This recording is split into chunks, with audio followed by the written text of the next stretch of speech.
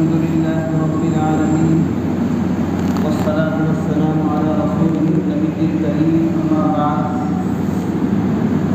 فأعوذ بالله من الشيطان الرجيم بسم الله الرحمن الرحيم إن عدة الشهور عند الله 12 شهرا في كتاب الله يوم خلق السماوات والأرض منها 4 حروف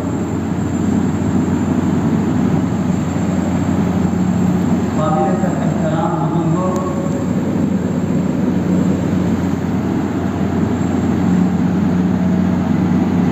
اسلامی سال سن 1444 ہجری ختم ہوا اور سن 1445 ہجری شروع ہو گیا۔ آج 2 تاریخ ہے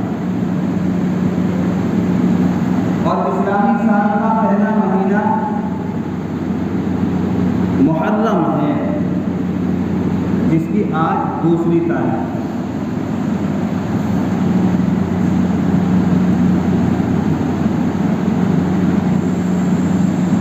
اسلامی تاریخ کے تعلق سے چند باتیں عرض کرنی ہیں، اور یہ جو مہینہ شروعات ہے اس کے متعلق شریعت کے کیا احکامات ہیں وہ آپ کے سامنے بیان کرنے ہیں، اور اسی طرح سے اس مہینے میں جو خود ساختہ مسائل لوگوں نے گھڑ کر بنا لیے اور اپنے سر پر عذاب مسلط کر رکھا ہے خود بخود بنا کر، ان کے متعلق تھوڑا سا اشارہ کرنا ہے کہ وہ غلط ہے۔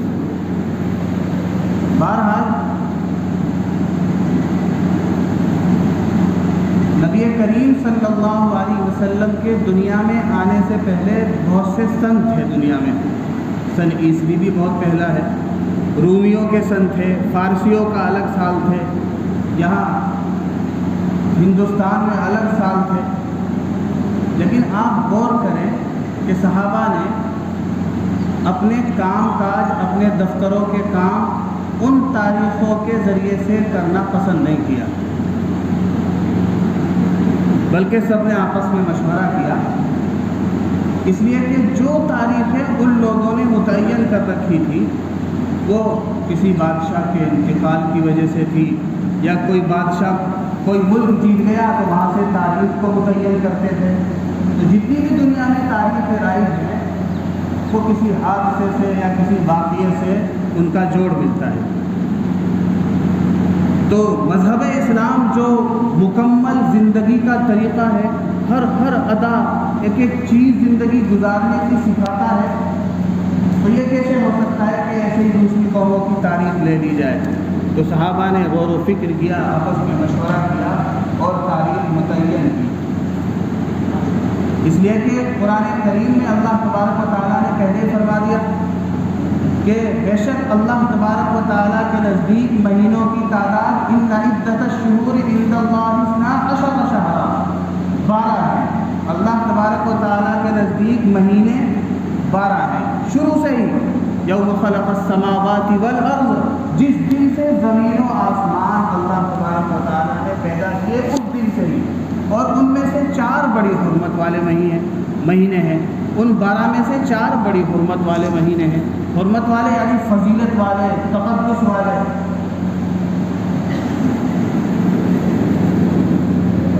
تو قرآن کریم میں فرمایا گیا، اور حدیث میں نبی کریم صلی اللہ علیہ وسلم نے ان مہینوں کے نام بھی بتا دیے کہ وہ مہینے، وہ سال محرم سے شروع ہوتا ہے اور ذی الحجہ پر آ کر ختم ہو جاتا ہے۔ اس طرح سے یہ تاریخ اور یہ مہینوں کے نام متعین ہوئے، اور ہجری سال کی تاریخ کی شروعات اس واقعے سے ہوئی کہ جب نبی کریم صلی اللہ علیہ وسلم نے اور صحابہ نے کفار مکہ سے تنگ آ کر اپنی جان مال اور اپنے مال و اسباب سب کو وہیں چھوڑ کر مدینے کی طرف ہجرت کی، تو یہ واقعہ بنیاد بنا ہجری سال کی تاریخ کو رکھنے کا۔ چنانچہ آج اس واقعے کو 1444 سال 2 دن ہو چکے، آج دوسرا دن ہے۔ یہ تو گفتگو ہوئی کہ یہ سال کیسے متعین ہوا۔ اب ہمارے لیے لازمی اور ضروری ہے کہ ہر مسلمان کم از کم اپنا جو ذاتی معاملہ اسلامی مہینوں کے اعتبار سے کریں کہ یہ محرم چل رہا ہے تو محرم کی اتنی تاریخ کو میں نے فلاں کا اتنا مال لیا، اتنا مال دیا. یہ بڑی بد لحاظی کی بات ہوگی کہ ہم دعویٰ مسلمانوں کا کریں اور اپنی تاریخ سے ہم واقف نہ ہوں. ہمیں جنوری فروری تو پورے یاد ہو، ہمارا بچہ جانتا ہو، لیکن جو بچے کے بڑے ہیں، باپ ہیں، دادا ہیں، اس سے پوچھا جائے کہ اسلامی سال پتہ ہی نہیں. اس لیے ضروری ہے کہ ہر مسلمان اس کو سیکھنے کی کوشش کریں اور کم از کم اپنے معاملات جو آپسی ہیں ان میں یہ مہینے اور ان کی تاریخ کو استعمال کیا جائے. بزرگان محترم، یہ جو مہینہ چل رہا ہے جس کی آج 2 تاریخ ہے، جس سے اسلامی سال شروع ہوتا ہے، اس کا نام ہے محرم. محرم کہتے ہیں، محرم کا مطلب ہے عظمت والا، عظمت بخشا گیا، بڑائی بخشا گیا، تقدس والا مہینہ. یوں تو سال کے 12 مہینے اور مہینے کے 30 دن اللہ تبارک و تعالیٰ کے ہیں، لیکن جب اللہ تبارک و تعالیٰ کسی مہینے کے بارے میں یا کسی دن کے بارے میں یہ کہہ دیتے ہیں کہ میرا مہینہ، میرا دن، تو اس میں تقدس اور اس کی عظمت میں اضافہ ہو جاتا ہے اور اس کی بڑائی میں، اس میں کرنے والے اعمال کے ثواب میں اضافہ ہو جاتا ہے.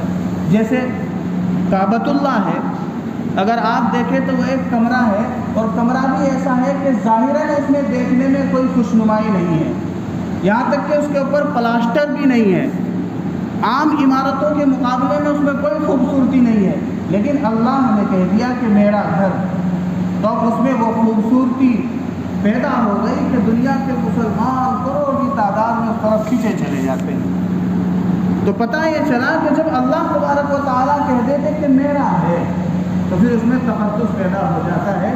تو اسی طرح اللہ تبارک و تعالیٰ نے اس مہینے کے متعلق فرمایا کہ میرا مہینہ محرم الحرام.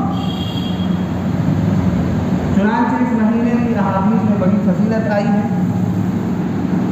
نبی کریم صلی اللہ علیہ وسلم جب ہجرت فرما کر مدینہ گئے تو وہاں دیکھا کہ یہودی عاشورہ کا روزہ رکھتے ہیں، یعنی محرم کی 10 تاریخ کا.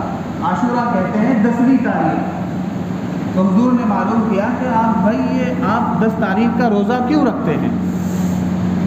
یہودیوں نے کہا کہ ہم اس لیے رکھتے ہیں کہ اللہ تبارک و تعالیٰ نے عاشورہ کے دن فرعون سے حضرت موسیٰ علیہ السلام کی قوم کو نجات دلائی تھی، تو اس یاد میں ہم یہ روزہ رکھتے ہیں. حضور نے کہا کہ تو ہم زیادہ حقدار ہیں کہ یہ روزہ رکھے، اس لیے کہ یہودیوں نے تو حضرت حضرت موسیٰ علیہ السلام کی جو تعلیمات ہیں انہیں رد و بدل کر دی، ان کے خلاف عمل کیا، اس کو بھلا دیا. لیکن مسلمان ہر نبی کی شریعت کو مانتے ہیں، ہر نبی پر ایمان لے کے آتے ہیں. تو حضور نے کہا کہ ہم زیادہ حقدار ہیں کہ ہم اس پر عمل کریں. چنانچہ نبی کریم صلی اللہ علیہ وسلم نے صحابہ سے کہا کہ یہ روزہ رکھا جائے، اور اس وقت یہ روزہ اللہ تبارک و تعالیٰ نے فرض کر دیا. یہ رمضان کے روزے فرض ہونے سے پہلے کی بات ہے. تمام مسلمانوں پہ پہلے یہ عاشورہ کا 10ویں محرم کا روزہ فرض تھا، فرض کر دیا گیا.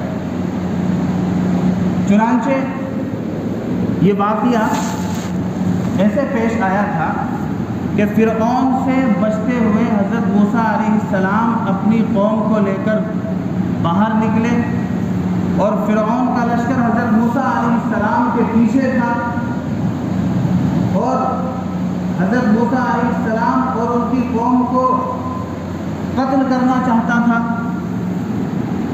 چنانچہ جب یہ قوم باہر نکلی تو سامنے دریائے احمر آ گیا. اب بنی اسرائیل نے کہا کہ اے موسیٰ انا لمدرکون، ہم تو بھر لیے گئے کہ پیچھے فرعون کا لشکر، آگے دریا، ہمارا کیا بنے گا، ہم تو پکڑ لیے گئے. حضرت موسیٰ علیہ السلام نے کہا کلا، ہرگز نہیں، ان معی ربی سیہدین، بلکہ خدا میرے ساتھ ہے، اللہ کی مدد میرے ساتھ ہے. چنانچہ اللہ تبارک و تعالیٰ کا حکم ہوا کہ پانی پر عصا مارو. یہ بھی ایک عجیب بات ہے کہ حضرت موسیٰ علیہ السلام کو جب بھی کوئی حکم نازل ہوا فوراً کہا کہ ڈنڈا چلاؤ. کبھی اگر پانی کی ضرورت ہوئی تو کہا کہ پتھر پر ڈنڈا مارو، پانی سے پتھر سے پانی نکل گیا. اسی طرح سے جب حضرت موسیٰ علیہ السلام فرعون کے دربار میں گئے اور وہاں جادوگروں نے اپنے جادو کے ذریعے سے سانپ اور اژدہے پیدا کر دیے، تو وہاں حکم ہوا کہ عصا پھینکو، وہاں بھی وہ عصا سانپ بن گیا. اسی طرح سے یہاں بھی حکم ہوا حضرت موسیٰ علیہ السلام کو کہ دریا پر عصا مارو، لٹ مارو. چنانچہ حضرت موسیٰ علیہ السلام نے عمل کیا تو جیسے ہی پانی پر عصا پڑا اس میں سے 12 راستے بن گئے اور پانی ادھر کا ادھر دیوار کی طرح ملحق ہو گیا، اٹک گیا، اور ادھر کا ادھر رک گیا، اور اسی طرح سے 12 راستے بن گئے. اس لیے کہ بنی اسرائیل 12 قوموں میں تقسیم تھے، ہر قوم کے لیے، ہر سردار کے لیے الگ راستہ بنا دیا. چنانچہ حضرت موسیٰ علیہ السلام قوم کو لے کر گزر گئے. فرعون نے سوچا کہ میں بھی گزر جاؤں گا. جب یہ گزر گئے تو جب فرعون اور فرعون کا لشکر دریائے احمر کے درمیان میں پہنچا، اللہ تبارک و تعالیٰ نے دریاؤں کے دونوں حصوں کو ملا دیا اور فرعون وہاں غرق ہو گیا. تو اس طرح سے حضرت موسیٰ علیہ السلام کو فرعون سے نجات ملی. اس کی یاد میں یہ روزہ رکھا جاتا ہے. چنانچہ حضور نے کہا کہ ہم زیادہ حقدار ہیں، اس لیے کہ ہم ان کی شریعت کو مانتے ہیں، ان پر ایمان لائے ہیں. تم نے تو رد و بدل کر لیا. اور پھر جب رمضان کے روزے فرض ہو گئے تو اس عاشوراء کے روزے کی فرضیت ختم ہو گئی، استحباب باقی رہ گیا. اب اگر کوئی روزہ رکھے تو ثواب، نہ رکھے تو کوئی گناہ نہیں. لیکن اگر کوئی روزہ رکھے تو نبی کریم صلی اللہ علیہ وسلم نے فرمایا کہ مجھے امید ہے اللہ تبارک و تعالیٰ کی ذات سے کہ اللہ تبارک و تعالیٰ اس روزے کی برکت سے 1 سال کے گناہوں کا کفارہ کر دے گا، یعنی 1 سال کے گناہ معاف ہو جائیں گے. لیکن یہاں یہ بات رکھنے کی ہے کہ گناہ کس طرح کے معاف ہوتے ہیں. جب بھی اس طرح کی بات احادیث میں آئی ہے کہ گناہ معاف ہوتے ہیں، وضو کرنے سے جیسے گناہ معاف ہوتے ہیں، نوافل پڑھنے سے گناہ معاف ہوتے ہیں، یا گھر سے اگر آپ نماز کے لیے چلے تو ہر قدم پر ایک نیکی اور ایک گناہ معاف ہوتا ہے. جب بھی اس طرح کی بات حدیث میں آئے تو وہاں یہ سمجھنا چاہیے کہ چھوٹے گناہ معاف ہوتے ہیں، بڑے گناہ جو ہیں گناہ کبیرہ وہ بغیر توبہ کے معاف نہیں ہوتے. اور اگر وہ گناہ کبیرہ کا تعلق کسی بندے کی ذات سے ہے تو وہ بغیر توبہ کے کیا، جب تک اس سے معاف نہ کرا لیے جائے یا اس کا حق ادا نہ کر دیا جائے، اس کے ساتھ ساتھ توبہ نہ کر لی جائے، جب تک معاف نہیں ہوتے. ایسا نہیں ہے کہ کھلے عام آپ نے کسی کا حق دبایا اور اللہ سے معافی مانگ لی اللہ معاف کر دے. ایسے نہیں، اللہ نے شرط لگا دی کہ جس کا حق آپ نے مارا ہے پہلے حق اس کا ادا کرو یا اس سے معاف کراؤ، تب دعا کرو تو یہ معاف ہو جائیں. البتہ جو حقوق اللہ ہے، نماز ہم نے کوتاہی کی ہے، نمازیں چھوڑی ہیں، ہم نے اسی طرح سے یہ داڑھی جو گناہ کبیرہ یہ کٹاتے آ رہے ہیں ہم، یہ بڑا گناہ ہے. حضور کو بڑا غصہ آتا ہے ایسے شخص سے، لیکن یہ حقوق اللہ میں شامل ہے. اگر ہم اس سے پکی سچی توبہ کر لیں کہ اللہ آئندہ نہیں کٹائیں گے اور اللہ سے دعا مانگ لیں تو اللہ اس کو معاف کر دیتا ہے. لیکن اگر ہم نے کسی کی غیبت کھائی ہے، چغل خوری کی ہے، کسی کا حق دبایا ہے یا ہم نے کسی کے اوپر تہمت لگائی ہے تو وہ جب تک معاف نہیں جب تک ہم اس کے پاس جا کر معاف نہ کرا دیں. لیکن اس کا بھی ایک اصول اور ضابطہ ہے. ایسا نہیں ہو سکتا کہ بے عزتی چوراہے پر کی جائے اور معافی کمرے میں جا کر اس کے مکان پہ بیٹھک میں جا کے مانگ لی جائے، بلکہ قصہ زمین برسر زمین جہاں کا قصہ ہو وہیں نپٹانا پڑے گا. حکم یہ ہے کہ اگر آپ نے وہ خطا، وہ حقوق العباد کا حق آپ نے مجمع کے سامنے اس نے حق تلفی کی ہے تو وہی معافی ہے اس کی. بہرحال یہ گفتگو دوسری ہو گئی. تو ایک چیز ہو گیا روزہ. روزہ کا استحباب اب باقی ہے، اگر کوئی رکھے تو اس کے 1 سال کے گناہوں کا کفارہ ہو جاتا ہے. دوسری چیز یہیں پہ نبی کریم صلی اللہ علیہ وسلم نے یہ فرمائی کہ جب حضور کو پتا کہ یہودی بھی رکھتے ہیں اس روزے کو تو حضور نے کہا، اور حضور کی غیرت کو دیکھیے آپ، اور مذہب اسلام کی مرضی کو دیکھیے، منشے کو، اسلام چاہتا کیا ہے۔ حضور نے کہا کہ جب وہ یہودی ایک روزہ رکھتے ہیں تو اب ہم ایک نہیں رکھیں گے بلکہ ہم 2 رکھیں گے تاکہ ان کی مخالفت ہو۔ اب آپ غور کرو کہ ہمارا اسلام کتنا لطیف ہے اور کتنا باوقار ہے کہ اس چیز کو بھی پسند نہیں فرمایا حضور نے کہ عبادت ہے، روزہ رکھنا نیکی ہے، کوئی خراب بات نہیں ہے۔ اس میں بھی کیا کہہ رہے ہیں کہ یہودی ایک رکھتے ہیں اس لیے ہم ایک نہیں رکھیں گے بلکہ 2 رکھیں گے تاکہ ان کے جیسی مشابہت ہمارے اندر نہ پیدا ہو جائے۔ تو حضور نے کہا کہ اگر میں زندہ رہا تو آئندہ سال 10ویں کے ساتھ 9ویں کا روزہ رکھوں گا یا 10ویں کے ساتھ 11ویں محرم کا روزہ رکھوں گا، لیکن آئندہ سال نبی کریم صلی اللہ علیہ وسلم مثال فرما گئے، یہ روزہ رکھنے کی نوبت نہیں آئی، لیکن صحابہ، تابعین، تبع تابعین کا یہ معمول رہا ہے کہ وہ اس ایک روزے کے ساتھ دوسرا روزہ بھی رکھتے چلے آئے ہیں۔ تو طریقہ یہ ہے رکھنے کا۔ اب آپ غور کریں کہ حضور تو عبادت میں پسند نہیں کرتے کہ ہم دوسروں کے جیسے بنیں۔ ہم لوگ ایسے ہیں کہ ہمارا چہرہ مہرا، ہمارے کپڑے، ہماری بات چیت، یہاں تک کہ ہمارے جو مذہبی طور طریقے سکھلائے گئے تھے سلام دعا کے کہ السلام علیکم، اس کی جگہ ہائے ہلو آ گیا۔ اسی طرح سے مذہب اسلام میں جو کھانا کھانے کا طریقہ بتلایا گیا تھا کہ انسانوں کے ساتھ بیٹھو اور کھاؤ، اس میں عزت زیادہ ہے، اس میں آپ انسانوں میں اور جانوروں میں فرق ہو جاتا ہے، اس لیے کہ جانور کھڑا کھڑا کھاتا ہے اور انسان بیٹھ کر دسترخوان بچھا کر بسم اللہ پڑھ کر اس پر اللہ کا نام لے کر کھاتا ہے۔ لیکن ہم لوگ اس درجہ بے حسی اور تحت الثرا میں گرتے جا رہے ہیں کہ اس اعلیٰ حکم کو چھوڑ کر وہی خراب چیز جو جانوروں سے ہمیں ملا دیتی ہے، کھانا اگر کھلا رہے ہیں اپنے شادی بیاہ میں، برکتی کھانا ولیمہ کر رہے ہیں، سنت ہے، لیکن کر رہے ہیں کیسے؟ کھڑے کھڑے جانوروں کی طرح۔ اللہ حفاظت فرمائے۔ اسی طرح سے کپڑے، اسی طرح سے ہمارا چہرہ مہرا، اسی طرح سلام و دعا۔ مذہب نے کتنا اچھا لفظ سکھایا، السلام علیکم، تم پر سلامتی ہو، آپس میں محبت پھیلے کیا، اس نے مجھے دعا دی، کہا کہ بھائی تو سلامت رہے، تو ٹھیک ٹھاک رہے۔ لیکن اس کی جگہ بچوں کو کیا سکھاتے ہیں؟ ٹاٹا کر دو بیٹا، ہلو کر دے اس کو، ہمارے چچا جا رہے ہیں ٹاٹا کر دو، اور بڑا فخر محسوس کرتے ہیں۔ یاد رکھو اگر انگریزوں کا لباس، انگریزوں کا رہن سہن اور انگریزی کی زبان آپ اختیار کر فخر محسوس کر رہے ہیں تو سمجھ لو کہ آنے والی قوم جو ہے اس کا بیڑا غرق ہو چکا۔